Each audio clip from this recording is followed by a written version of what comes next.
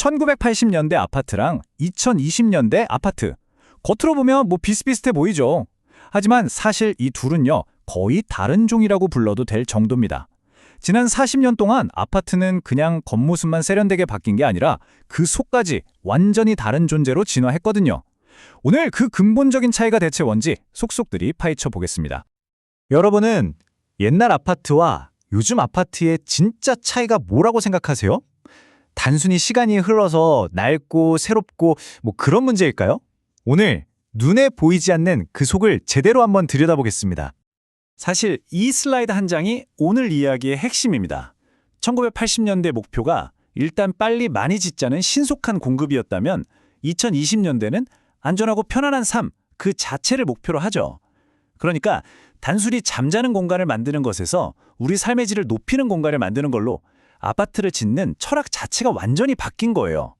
자, 그럼 이 철학의 변화가 구체적으로 어떤 차이를 만들었는지 아파트의 가장 깊숙한 곳, 뼈대부터 살펴보겠습니다.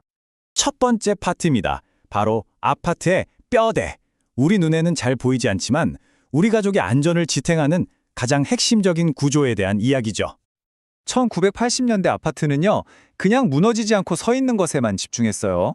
철근을 감싸고 있는 콘크리트가 얇아서 심지어 공기 중에 있는 탄산가스만으로도 철근이 쉽게 부식될 정도였죠. 하지만 요즘 아파트는 다릅니다.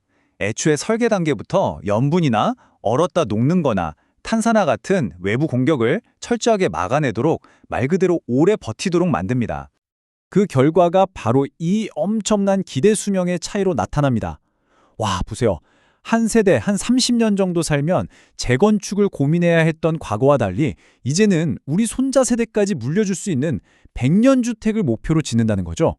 이건 단순히 오래 쓴다는 걸 넘어서 건축을 바라보는 관점 자체가 달라진 겁니다. 이 그래프를 보면 차이가 더 확 와닿으실 거예요. 콘크리트 강도가 80년대의 18메가파스칼 수준에서 지금은 40메가파스칼 이상으로 거의 두세 배나 강해졌습니다. 근데 이게 단순히 더 튼튼하네 여기서 끝나는 얘기가 아니에요. 강도가 세졌다는 건 예전에는 상상도 못했던 더 넓은 거실이나 기둥 없는 탁 트인 구조처럼 훨씬 자유롭고 창의적인 설계가 가능해졌다는 뜻이기도 합니다. 안전에서 빼놓을 수 없는 내진 설계는 어떨까요? 이거 좀 충격적인데요. 1988년 이전에는 내진 설계 규정이라는 것 자체가 없었습니다. 네, 없었어요. 그러니까 대부분의 80년대 아파트는 지진에 그냥 무방비 상태로 지어진 거죠. 하지만 지금은 2층 이상 모든 건물에 의무적으로 규모 6.0에서 7.0의 강진도 견딜 수 있도록 짓고 있습니다. 자, 튼튼한 뼈대를 확인했으니 이제 우리 몸의 혈관과도 같은 내부 생명선을 들여다볼 차례입니다. 우리의 일상적인 건강과 마음에 직접적인 영향을 미치는 아주 중요한 시스템들이죠. 화재 안전 기준을 보면 이건 그야말로 하늘과 땅 차이입니다. 1980년대에는 스프링클러가 16층 이상 고층에만 의무였어요. 그럼 그 아래층은 사실상 화재의 무방비 상태인 경우가 많았던 거죠.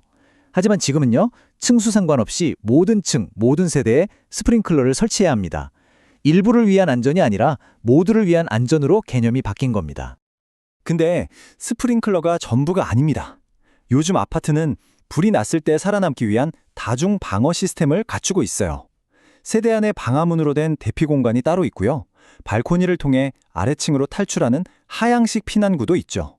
현관문은 불길과 연기를 오랫동안 막아주는 고성능 방화문이고 복도랑 계단에는 유독가스를 쫙 빼주는 제연 설비까지. 말 그대로 여러 겹의 안전장치가 우리를 지켜주는 셈입니다. 혹시 오래된 아파트의 녹물 문제 들어보셨죠? 그 원인이 바로 여기에 있습니다. 80년대에는 녹슬기 쉬운 아연 도금 강관을 썼고요. 심지어 이걸 콘크리트 바닥에 그냥 묻어버렸어요. 결과는 뻔하죠. 수도꼭지를 틀면 녹물이 나오고 혹시라도 어디서 물이라도 새면 바닥을 다 깨부숴야만 수리가 가능했던 겁니다. 끔찍하죠? 그럼 요즘은 어떻게 해결했을까요? 아주 명쾌합니다. 첫째, 애초에 녹이 슬지 않는 스테인리스나 PB 같은 좋은 배관을 쓰고요. 둘째, 이게 진짜 중요한데 문제가 생겨도 콘크리트를 깨지 않고 쉽게 교체할 수 있도록 설계를 합니다. 처음부터 문제를 막고 혹시 모를 상황까지 대비하는 거죠. 자, 이 숫자를 한번 보세요. 120mm. 이게 바로 1980년대 아파트의 평균 바닥 두께였습니다. 성인 남성 손 한 뼘도 채 안 되는 두께예요. 이러니 층간소음 문제가 왜 그렇게 심각했는지 바로 짐작이 가시죠? 근데 여기서 정말 흥미로운 점은 요즘 아파트는 그냥 무식하게 콘크리트만 두껍게 붙는 게 아니라는 겁니다. 최소 210mm 이상의 두꺼운 콘크리트 슬라브는 기본이고요. 그 위에 충격을 흡수하는 고성능 완충제를 깔고 또 그 위에 경량 콘크리트와 마감재까지 마치 샌드위치처럼 여러 겹으로 쌓아 올린 하나의 과학적인 소음 차단 시스템을 만드는 거죠. 튼튼한 뼈대와 건강한 혈관을 갖췄다면 이제 마지막으로 우리가 매일 피부로 느끼는 경험의 차이를 살펴보겠습니다. 아파트가 어떻게 잠만 자는 쉼터에서 삶 전체를 즐기는 라이프스타일 허브로 진화했는지 말이죠. 주차장만 봐도 그 변화가 한눈에 들어옵니다. 단지 지상에 차를 대던 80년대와 달리 지금은 100% 지하 주차장이 기본이잖아요. 덕분에 지상에는 아이들이 마음껏 뛰어놀 수 있는 공원이 됐죠. 세대당 주차 대수도 0.5대에서 1.3대 이상으로 넉넉해졌고 좁아서 몇 년 문콕사고 나던 주차폭도 2.5m 이상으로 넓어졌습니다. 전기차 충전 시설은 이제 뭐 말할 것도 없고요. 집안의 기술은 또 어떻고요? 공동 현관문에서 누구세요? 하고 목소리만 들을 수 있었던 그 아날로그 인터폰이 이제는 집안의 모든 것을 제어하는 IoT 스마트 허브, 그러니까 월패드로 바뀌었습니다. 스마트폰 앱으로 밖에서 난방이나 조명을 켜는 건 이제 기본 중의 기본이죠. 집안에서 미리 엘리베이터를 호출하고 실시간으로 우리 집 에너지 사용량을 확인하고 방문자가 누구인지 영상으로 확인합니다. 단순히 편리해진 걸 넘어서 집이 나와 소통하는 하나의 스마트 기기가 된 셈입니다. 마지막으로 커뮤니티 공간의 변화입니다. 80년대에는 놀이터, 경로당, 관리사무소 정도가 단지 시설의 전부였다면 이제는 웬만하면 단지 밖으로 나갈 필요가 없을 정도예요.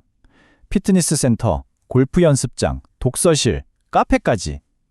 아파트가 단순한 주거 공간을 넘어서 생활 서비스까지 제공하는 원스톱 라이프스타일 허브로 진화한 거죠. 자, 그럼 결론을 내려보겠습니다. 지난 40년간의 변화를 한마디로 요약하자면 이제 아파트는 과거와는 완전히 다른 종이 되었다는 겁니다. 이 표가 지난 40년의 변화를 한눈에 보여줍니다. 뼈대에 해당하는 내구성, 콘크리트 강도, 내진 설계부터 혈관인 소방과 배관, 그리고 일상의 경험을 좌우하는 층간소음, 주차, 기술, 커뮤니티까지 모든 항목에서 정말 극적인 차이를 보이죠. 대량 공급을 목표로 했던 시대의 산물과 삶의 질을 추구하는 시대의 결과물은 이처럼 모든 면에서 비교가 불가능할 정도입니다. 다시 말해서 겉모습은 비슷해 보일지 몰라도 그 속을 이루는 뼈대, 혈관, 그리고 우리의 삶의 방식을 결정하는 모든 경험들이 완전히 다른 세대의 건축물인 셈입니다.